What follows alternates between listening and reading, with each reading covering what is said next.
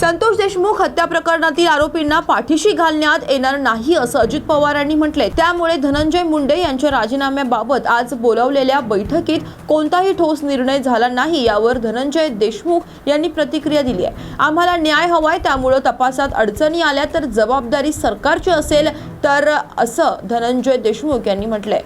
माझं स्पष्ट मत आहे, माझ्या भावाच्या न्यायासाठी मी आणि समाज, गाव, सर्व लोकप्रतिनिधी, विविध संघटना आणि सर्व स्तरातील लोक हे न्यायाच्या भूमिकेत आहेत आणि मुख्यमंत्री साहेबांनी दिलेला शब्द आहे त्यावर आमचं कुटुंबीय, गाव, समाज म्हणजे अस्वस्थ आहे की मुख्यमंत्री साहेब आपल्याला न्याय देणार, हे शासन आपल्याला न्याय देणार। जरी यंत्रणा सगळ्या राबवलेल्या असल्या तरी त्यांना इनडायरेक्टली जर काही अडचणी आल्या तर त्याची जिम्मेदारी ही घेतली पाहिजे, या भूमिकेत मी आहे आणि मला न्याय पाहिजे। न्याय मागत असताना ज्या काही अडचणी आहेत त्या अडचणी दूर करण्याचं काम हे प्रशासनाचं आहे आणि माझी तशी मागणी आहे।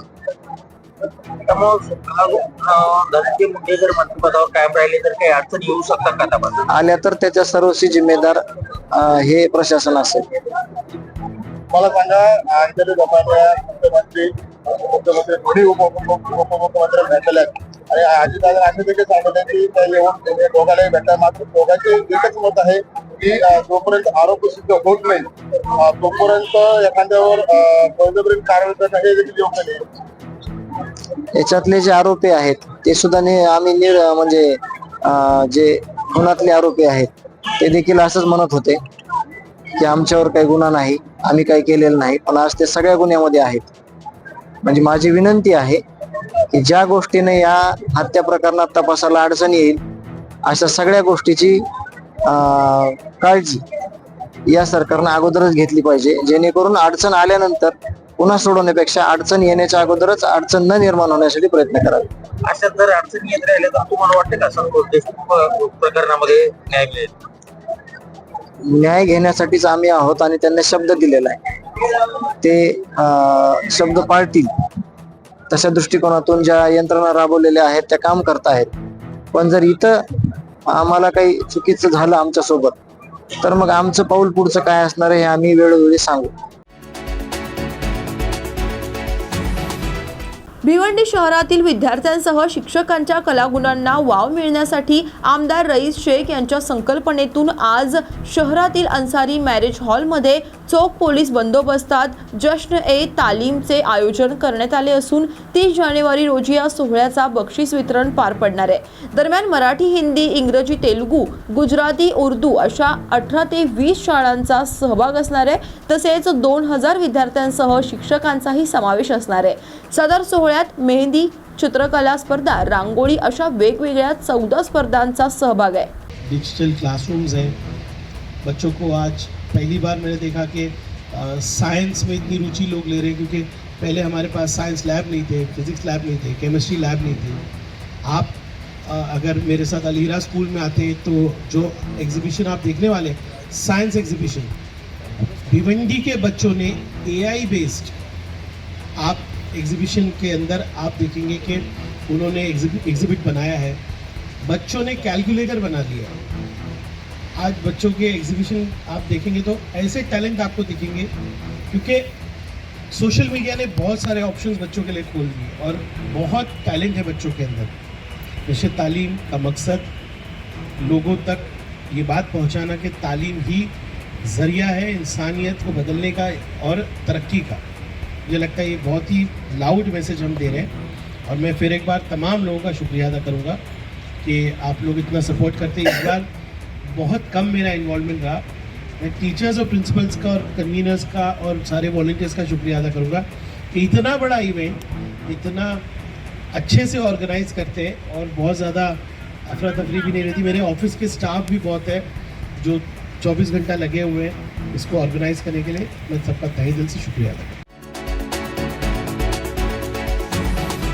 बुलढाणा जिल्ह्यातून जाणाऱ्या धुळे नागपूर या राष्ट्रीय महामार्गावर मलकापूर ते खामगाव दरम्यान मोठ्या प्रमाणात बायोडिझेल पंप उभारून बायोडिझेलची अवैध विक्री केली जात आहे। स्थानिक प्रशासनाचा याकडे जाणून बुजून दुर्लक्ष असल्याचा आरोप नेहमी होतो.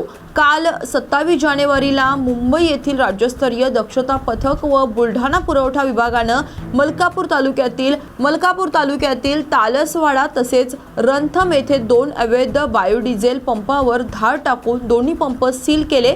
तसेच 14 जणांविरोधात दसरखेड MIDC पोलीस ठाण्यात गुन्हा दाखल करून बायोडिझेल सदृश्याने भरलेले 2 टँकर जप्त करण्यात आले. या कारवाई दरम्यान 4 आरोपींना अटक देखील करण्यात आली आहे.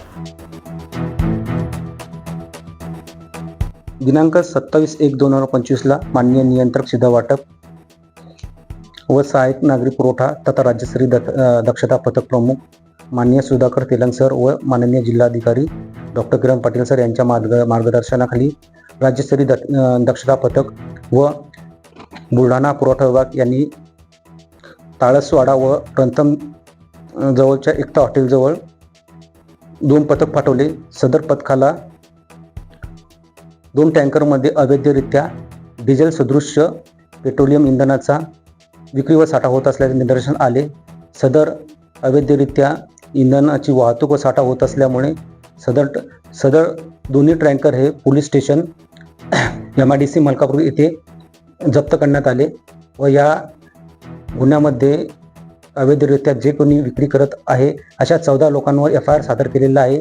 त्या 14 लोकांपैकी 4 लोक हे सध्या अटकेमध्ये आहे व या गुन्ह्यामध्ये आणखी कोणी संशयित असेल तर अशा संबंधीवर नियमानुसार कार्य करण्यात येईल व सदर पुढील तपास हा MIDC पोलीस स्टेशनचे PI कोळी हे करत आहे. या गुन्ह्यामध्ये जवळपास 71 लाखाचा मुद्देमाल हा जप्त करण्यात आलेला आहे.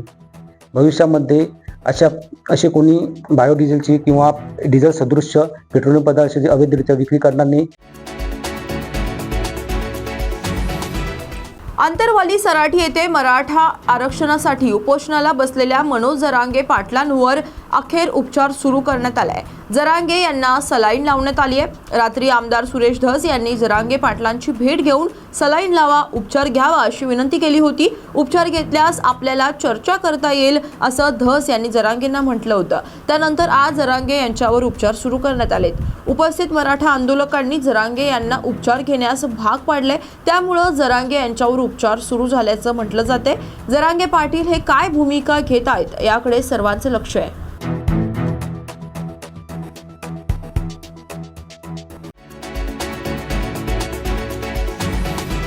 नवी मुंबईच्या APMC बाजारात इराणमधील किवी फळ सध्या दाखल झालेत. तर सध्या इराणी किवी फळांना मोठी मागणी देखील आहे. मात्र बदलत्या हवामानामुळे सध्या किवी फळाची आवक ही कमी होत असल्याचं सांगितलं जाते. बाजारात 90 किलोनं किवी फळ विकलं जात आहे. तर याआधी 50 ते 60 रुपयांनी किवी फळ विकलं जात होतं. त्यामुळे ग्राहकांचा प्रतिसाद कमी असल्याचं व्यापाऱ्यांनी म्हटलंय. तर दरवर्षीप्रमाणे सध्या किवी फळाचा हंगाम सुरू झालाय. मात्र आवक कमी येत असल्याने दर वाढलेत. किवी अभी 90 रुपये है भाई. पहले सस्ता था, अभी महंगा हो गया. अभी माल का शॉर्टिंग है, इसकी वजह से महंगा है अभी किवी. और पहले 70-60 में था, अभी 90 रुपये है फिक्स रेट. और ज़्यादा लेगा कंटेनर ज़्यादा लेगा तो उसमें 5-10 रुपये कम हो सकता है. ज़्यादा लेना पड़ेगा. और 1-2 बॉक्स 10 बॉक्स लेगा तो 90 रुपये से कम नहीं आता है. तो होलसेल है. और ये माल अगर बाहर लोगे तो आपको 120-130 से कम नहीं लेना पड़ेगा. माल आ रहा है डेली? माल तो डेली आ रहा है, माल डेली आ रहा है. अभी माल का शॉर्टिंग है इसलिए इतना महंगा. नहीं तो माल अगर ज़्यादा आता है ना तो ये 70-60 रुपये में मिलता है. माल का शॉर्टिंग हाँ, क्या लगता है? माल का शॉर्टिंग इसलिए अभी कि ईरान का एप्पल चालू है ना, इसकी वजह से ईरान का किवी कम आ रहा है. इसकी वजह से ये महंगा है. अगर एप्पल ज़्यादा है ना, इस वजह से किवी कम आ रहा है. इसकी वजह से इसका रेट महंगा है. सबसे ज़्यादा कीवी कहाँ से आता है? सबसे ज़्यादा तो ईरान से आता है दोस्त. ईरान से किवी सबसे ज़्यादा आता है. और ईरान का किवी सस्ता रहता है. लेकिन अभी कई जगह और दूसरे इलाके से आता है तो इसकी वजह अभी किधर से नहीं आता है, खाली ईरान से आता है. इसकी वजह से किवी महंगा है. लोगों का रिस्पॉन्स कैसा है? सही है, जो भी है आप तो सही है रिस्पॉन्स. हाँ ले रहा है. तो महंगा शॉर्टिंग हो जाए कुछ भी हो जाए, महंगा है माल. लेकिन माल शॉर्टिंग है ना, लेना ही पड़ता है. जो 20 ले रहा था वो अभी 10 ले रहा है, लेकिन लेता ही है. जो चीज़ जरूरत हो आपको या मुझे, जो कोई चीज़ अगर जरूरत पड़े उसको लेना ही पड़ेगा, जितना भी महंगा हो जाए. वही बात है. नवी मुंबईत एका 4 चाकी गाडीनं उभ्या असलेल्या 2 रिक्षांना जोरदार धडक दिली आहे. जुईनगर रेल्वे स्टेशन परिसरात ही घटना घडली आहे. रिक्षात बसून प्रवाशांची वाट पाहणाऱ्या रिक्षा चालकाचा यात जागीच मृत्यू झालाय. मृत्यू झालेल्या रिक्षा चालकाचे नाव घनश्याम यादव असं आहे. पुढील तपास पोलीस करत आहेत.